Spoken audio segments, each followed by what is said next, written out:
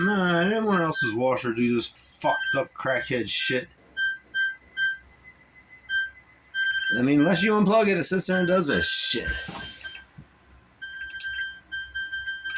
I mean, what the fuck?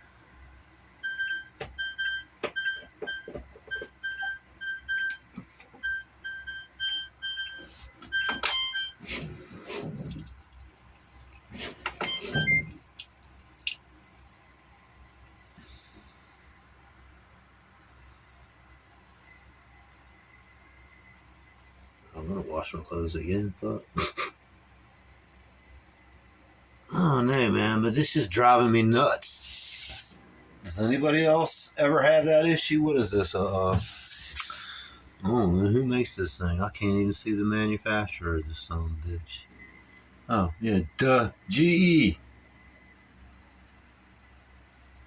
I mean, it's a good washer. It's been a great washer.